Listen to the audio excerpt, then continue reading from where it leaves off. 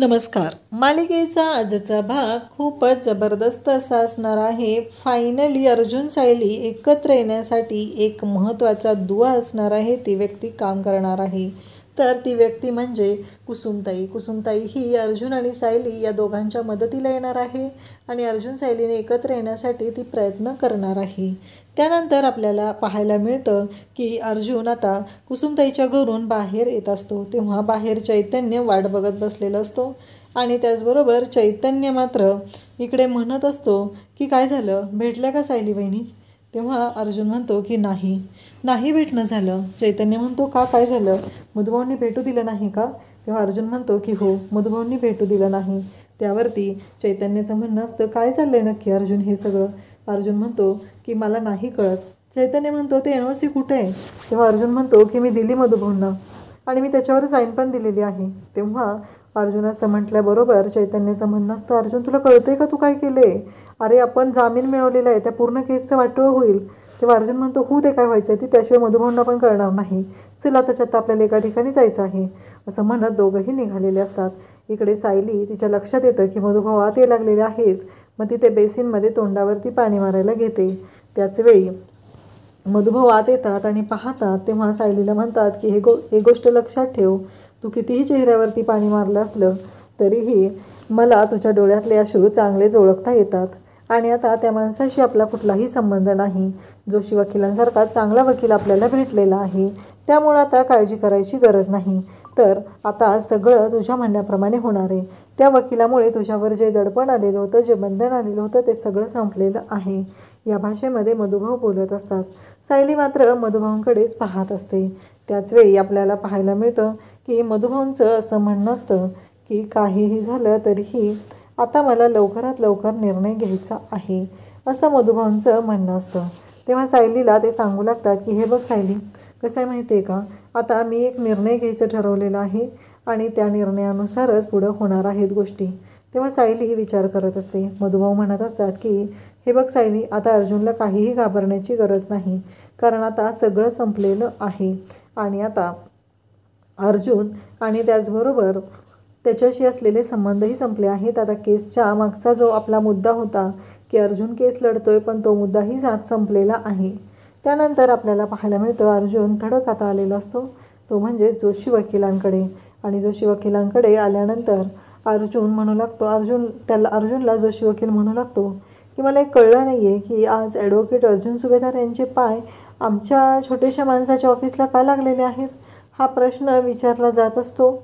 आणि त्याचबरोबर अर्जुनला प्रश्न विचारतो. तेव्हा जोशी वकिलाला अर्जुन म्हणतो की तुझं काय चाललं आहे, तू मधुभाऊंपासून आणि मिसेस सायलींपासून लांब राहायचं, एवढं लक्षात ठेव. तेव्हा इकडे जोशी वकील म्हणतो की कसं आहे माहिती आहे का अर्जुन सुभेदार, कसं आहे, वात्सल्याश्रम केसपासून मी जरासाही लांब राहणार नाही, कारण ती केस मला मिळालेली आहे आणि एखाद्या अर्जुन सुभेदारची केस काढून जर एखादा व्यक्ती ती मला देत असेल तर माझ्यासाठी ती गोष्ट किती महत्त्वाची आहे हे तुलाही माहितीच आहे. आता बघ त्या केसचे कसे 12 वाजवत होते, असं अर्जुनला तो ॲडव्होकेट जोशी म्हणत असतो. तेव्हा मात्र इकडे अर्जुन भयानक चिडतो. त्यानंतर ॲडव्होकेट जोशी म्हणतो पण मला एक भारी कळलं रे तुझ्याकडून, कसं आहे, कॉन्ट्रॅक्ट मॅरेज कायद्याचा बरोबर वापर करून कॉन्ट्रॅक्ट मॅरेज करायचं आणि त्यानंतर त्या मुलीचा उपभोग घ्यायचा. म्हणजे तू विचार कर ना, सायलीसोबत तू 1.5 वर्ष एकत्र राहिला आहेस ना, मग तू विचार करून सांग ना मला, सायली कशी आहे रे तशी. तर इकडे अर्जुनला राग आलेला असतो आणि तो अर्जुनला सांगत असतो की मला आत्ता कळलेलं आहे की तुझ्या बाबतीत तू काय केलेलं आहे. तू सायलीसोबत कॉन्ट्रॅक्ट मॅरेज केलेलं होतं, पण मला आता एक गोष्ट आणखी तुला विचारायची आहे, ती म्हणजे की तू सायलीसोबत कॉन्ट्रॅक्ट मॅरेज केलं होतं, पण अमाऊंट कशी दिली होती, लमसम दिली होती का कशी दिली होती, हे सगळं विचारलं जात असतं. तेव्हा मात्र अर्जुनला खूप राग येतो. अर्जुन म्हणतो की काय चाललं आहे हे सगळं. तेव्हा इकडे चैतन्य तिथं उभा असतो आणि अर्जुन त्या जोशी वकिलाला मारायला सुरुवात करतो. होईपर्यंत अर्जुन जोशी वकिलाची धुलाई करत असतो. अर्जुनला खूप राग आलेला असतो. अर्जुन जोशी वकिलाला मारत असतो. त्याचवेळी आपल्याला पाहायला मिळतं की चैतन्य अर्जुनला म्हणत असतं की अर्जुन थांब, असं नको करू, तुला नाही माहिती आपल्यासाठी हे सगळं खूपच अवघड होणार आहे, अर्जुन लक्षात घे, असं म्हणत चैतन्य अर्जुनला थांबवत आहे. पण अर्जुनला खूप राग आलेला असतो, कारण जोशी वकील म्हणालेला असतो की मीही त्या सायली मधुकर बरोबर मी ही कॉन्ट्रॅक्ट मॅरेज करणार आहे, 2 महिन्यासाठी जरी तिनं माझ्याशी कॉन्ट्रॅक्ट मॅरेज केलं तरीही मला पुरेसं होईल असं तो म्हणालेला असतो. या गोष्टीचा अर्जुनला खूप राग आलेला असतो आणि अर्जुनने धुलाई करायला सुरुवात केलेली असते. खरं तर हे सगळं जे घडत असतं ते विचित्र पद्धतीनं घडत असतं आणि अर्जुनला कळतच नसतं की अर्जुनचा राग अनावर झालेला असतो. अर्जुनने इतकं त्याला मारलेलं असतं की अक्षरशः त्याच्या गळ्याला पकडून त्याला हवेत उभा केलेला असतो आणि अर्जुन म्हणत असतो की तुला सोडणार नाही. माझ्या बायकोबद्दल बोलताना 100 वेळा विचार करायचा, ती माझी बायको आहे आणि पुन्हा जर तिच्याबद्दल तो असं काही बोलण्याचा प्रयत्न केला तर गाठ माझ्याशी आहे, हे अर्जुन बोलत असतो. आणि त्याचवेळी मधुभाऊ नेमके तिथं टपकतात. अर्जुनला माहिती नसतं आणि मधुभाऊ नेमके तिथं आलेले असतात. अर्जुन मधुभाऊंकडे पाहू लागतो आणि आता मधुभाऊ तिथे येतात आणि म्हणतात की सोड, तुझ्याकडनं केस काढून घेतली म्हणून हे सगळं तू करणार आहेस, तुला कळतंय का तू काय करतोयस, मला ना कळतच नाही ह्या माणसाचं, असं म्हणत मधुभाऊ चिडलेले असतात. आणि मधुभाऊंच्या समोर आता जोशी वकील खूपच नाटक करतो आणि मधुभाऊंच्या समोर पाठीमागे लपून राहतो. पण मधुभाऊंना कुठे माहिती असतं, मधुभाऊंच्या मनात मात्र एक वेगळाच गैरसमज झाला. अर्जुन हा हाणामाऱ्या करतो, हा एक असा वेगळा गैरसमज आता मधुभाऊंच्या मनात झालेला असतो. आणि इकडे मधुभाऊंना खूप मोठा धक्का बसलेला असतो की हे अर्जुन सुभेदारने नक्की काय केलेलं आहे. मधुभाऊंना प्रश्न पडलेला असतो आणि त्याने जोशी वकिलाची वाट लावलेली असते. मधुभाऊ म्हणत असतात की मी तुला सोडणार नाही, आता तू जर मी ही केस तुझ्याकडनं काढून घेतले म्हणून तू अशा पद्धतीनं वागणार असशील तर मी शांत राहणार नाही. त्यानंतर अर्जुन आणि चैतन्य तिथून जाऊ लागतात. खरं तर अर्जुनच्या बाबतीत जे घडलेलं असतं ते इतकं विचित्र असतं आणि त्यात ह्या जोशी वकिलाने घाण केलेली असते. मधुभाऊ अर्जुनलाच दोष देऊ लागतात. मधुभाऊंना असं वाटत असतं की काहीही झालं तरीही जे काही घडत आहे ते विचित्र पद्धतीनं घडत आहे. इकडे सायली मात्र कपड्यांच्या घड्या करत असते. कुसुमताई सायलीला म्हणत असते की अगं सायली काय चाललंय हे तुझं. सायली म्हणत असते की नाही कुसुमताई, अगं ती तिच्याच नादात असते. तेव्हा कुसुमताई सायलीला म्हणत असते की सायली तुला कळतंय का, हे कपडे घेऊन का बसलेलीस तू, असं का करतेस, मला कळतच नाही आहे तुझं, असं म्हणत सायलीला ती बोलायला सुरुवात करते. आणि इकडे आता कल्पना पूर्णाजींच्या रूममध्ये आलेली असते. पूर्णाजींना म्हणत असते की पूर्णाजी हे घ्या, तुमची आणि माझी ही काही तुमची आणि माझी अवस्था काही वेगळी नाही आहे, पण जे काही घडत आहे ते खूपच विचित्र आहे. तेव्हा पूर्णाजी म्हणतात की हो बरोबर आहे. तेव्हा कल्पना सांगू लागते की कसं आहे, माझ्याच मुलांनी मला इतक्या वाईट पद्धतीनं त्रास दिलेला आहे, माझ्याशी खोटं बोललेले आहेत, त्यामुळं आता दुसऱ्या कोणावरही विश्वास ठेवायचा म्हणलं तरीही मला खूपच टेन्शन येत आहे, हे सगळं बोललं जात असतं. आणि त्याचबरोबर इकडे पूर्णाजीही तेच बोलत असतात. पूर्णाजी म्हणत असतात की मला कळतच नाही आहे, पण या सगळ्याचा परिणाम आपल्या अर्जुनवर होणार आहे, आपल्या अर्जुनचं वाटोळ झालेलं आहे आणि त्यानंतर आता चैतन्याचंही वाटोळं होण्याची शक्यता आहे. कारण चैतन्याच्या बाबतीत जी कोणी मुलगी आपण आणू आणि तिच्या बाबतीतही असंच झालं तर काय करायचं, हा प्रश्न पडलेला असतो. त्याचवेळी आपल्याला पाहायला मिळतं की इकडे कल्पना म्हणत असते की काय करायचं मला कळतच नाही आहे पूर्णाही, आता विश्वास कसा ठेवू आणि कोणावर ठेवू, मी याच विचारांनी अक्षरशः कासावीस झालेली आहे, हे सगळं बोललं जात असतं. पूर्णाजी म्हणत असते की काय करायचं मला कळतच नाही आहे, त्या मुलीवर तर आपण कसा विश्वास ठेवणार आहोत, हे सगळं बोललं जात असतं.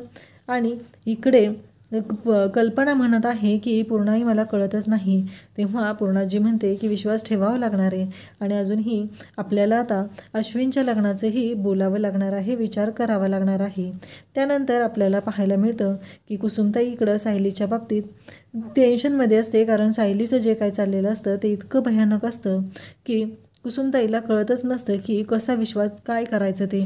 कारण सायली तिथे बटाटा चिरत असते, पण बटाट्याबरोबर तिचं बोटही विळीनं कापत असतं आणि या गोष्टीचं सायलीला जरासंही भान नसतं आणि सायली तशीच काम करत असते. म्हणजे तिला स्वतःवरच ताबा राहिलेला नसतो, ती त्या विचारांनी कासावीस झालेली असते.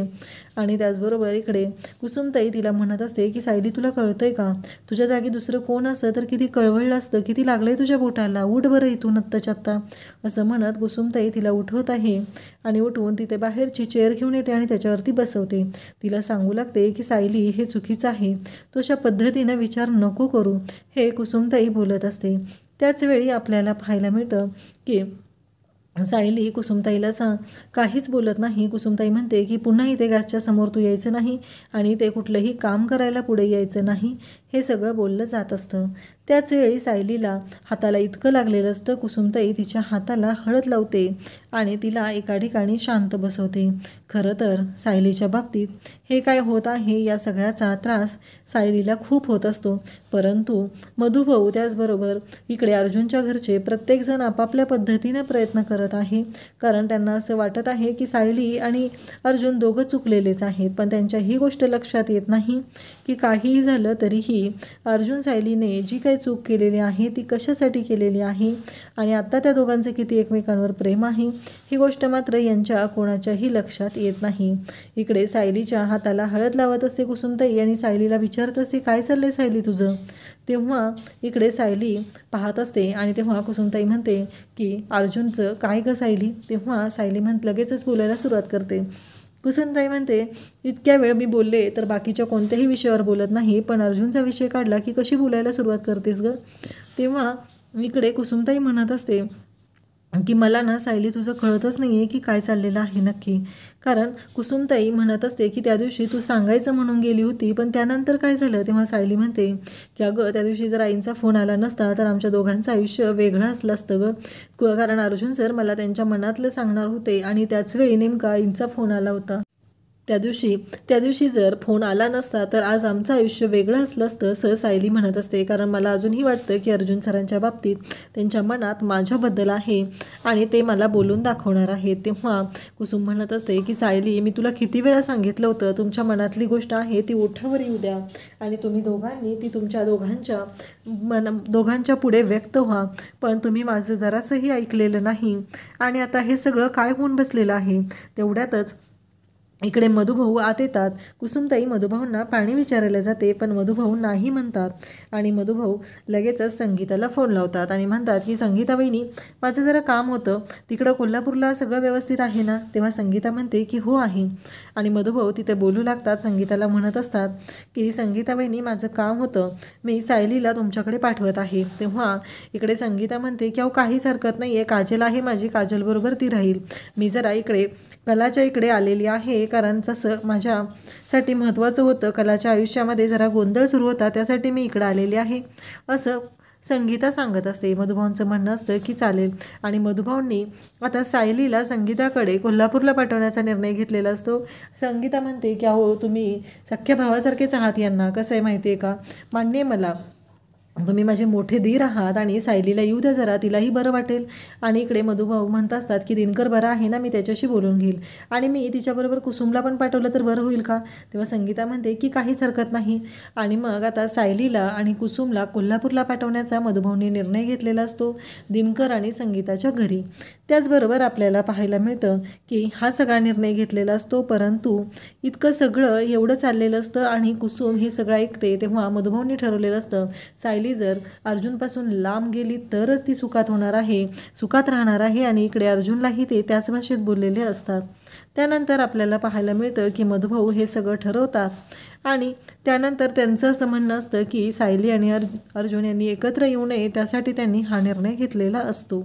आणि इकडे मधुभाऊ सांगत असतात तेव्हा मात्र कुसुमताई म्हणत असते, सायली तुला कळतंय का? आणि सायलीने तर बॅग भरायला घेतलेली असते कारण सायलीच्या डोक्यात आलेलं असतं की मधुभाऊनी आता मला जायला सांगितलेलं आहे, म्हणजे मधुभाऊ आता मला कोल्हापूरला पाठवणार आहेत. आणि कुसुमताई विचारते तर मधुभाऊ सांगतात की नाही, कदाचित कधीच मी तिला माघारी आणणार नाही.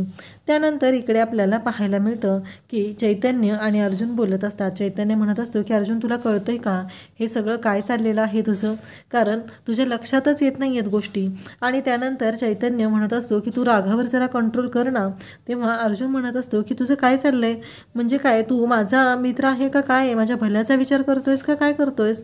कारण तुझं जे बोलणं चालू आहे ना ते मला कळतच नाही आहे, तू माझ्या भल्याचं न बोलता बाकीच्यांच्याच भल्याचा विचार करत आहे.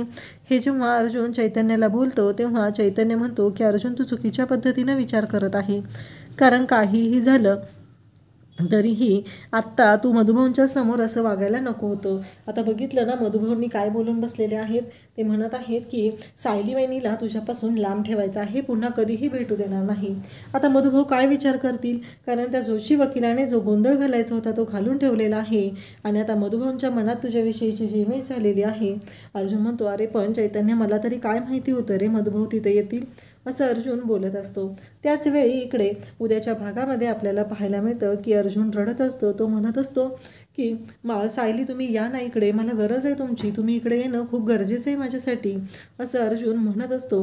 आणि सायलीला तो म्हणत असतो की तुम्ही इकडं आलं पाहिजे. सायलीही तिकडं रडत असते. सायली म्हणत असते, जर का मी कोल्हापूरला गेले तर मला परत कधी अर्जुन सर भेटतील आणि त्यांची माझी भेट होईल असं मला वाटत नाही, असं सायलीही बोलत असते. त्याच वेळी आपल्याला पाहायला मिळतं की इकडे अर्जुन आणि सायली दोघंही कासावीस झालेले असतात आणि दोघंही खूप रडत असतात. त्यांना दोघांनाही खूप वाईट वाटत असतं. परंतु मधुभाऊंनी आता निर्णय घेतलेला असतो आणि त्या निर्णयाच्या पुढे कोणाचं काहीच चालणार नसतं. पण इकडे कुसुमताई मात्र एक भयानक निर्णय घेताना आपल्याला पाहायला मिळणार आहे. कुसुमताई म्हणते की काही झालं तरी मला आता एक गोष्ट केली पाहिजे. जर सायली इथून गेली तर आता सायली आणि अर्जुन यांची कधी भेट होईल काही सांगता येत नाही. त्यामुळं मला सायली आणि अर्जुनला एकत्र आणण्यासाठी काहीतरी करावं लागणार आहे.